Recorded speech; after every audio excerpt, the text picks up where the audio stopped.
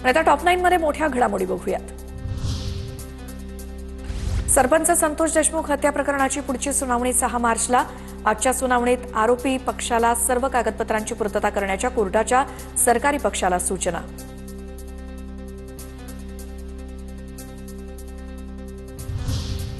फरार आरोपी कृष्णा आंधळे 3 वेळा त्याच्या गावी आल्याचा संतोष देशमुखांचे भाऊ धनंजय देशमुख यांचा दावा। लवकरात लवकर प्रकरण मार्गी लावण्याची केली मागणी। हा आरोपी गावाकडे येऊन गेला, परंतु त्याच्यावर त्यांचं जे तपास आहे किंवा त्याला शोधाशोध चालू आहे, त्याच्याकडे कुठलाही मोबाईल नाही किंवा तो मोबाईल वापरत देखील नाही, म्हणून या यंत्रणेला अडचण आलेली आहे। तर देशमुख कुटुंबियांच्या जीवाला धोका, धनंजय देशमुखांच्या आरोपांची गृह मंत्रालयानं दखल घ्यावी, जरांगेंची मागणी। तर पोलिसच आरोपी कृष्णा आंधळेचा बचाव करतायत, प्रकाश सोळंकेंचा आरोप। संतोष देशमुखांचा खून करून ते फरार झालाय आणि तो जर मस्साजोगमध्ये येऊन गेला असेल तरी गंभीर बाब आहे, त्या कुटुंबाला धोका आहे। दिलदार असलेल्यांकडूनच अपेक्षा ठेवावी, आदित्य ठाकरेंविरोधात उमेदवार न देणं याला म्हणतात मोठं मन। ठाकरे सेना आणि मनसेतील स्वीकृत नगरसेवकाच्या मुद्द्यावरती संतोष धुरींची टीका।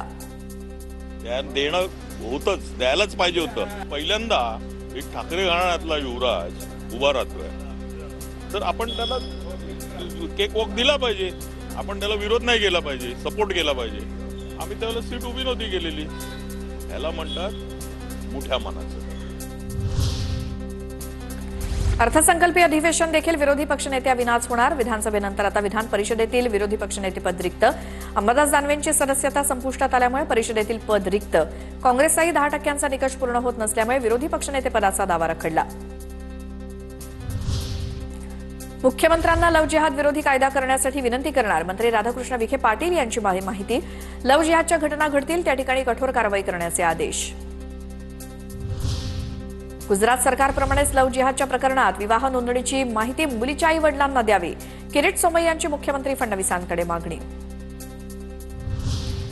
माजी विरोधी पक्षनेते अंबादास दानवे यांची Y+ सुरक्षा गृह विभागानं काढली। सुरक्षा पुनरावलोकन समितीच्या अहवालानंतर निर्णय। अहिल्यानगरचे माजी महापौर अभिषेक कळमकर यांच्यावरती 25 वर्षीय तरुणीकडून अत्याचाराचा गुन्हा। शाळेत नोकरी लावण्याचा आमिष दाखवून अत्याचार केल्याचा आरोप, अत्याचाराचे व्हिडिओ काढून ब्लॅकमेल केल्याचाही तरुणीचा आरोप। गुन्हा दाखल झाल्यानंतर अभिषेक कळमकर फरार।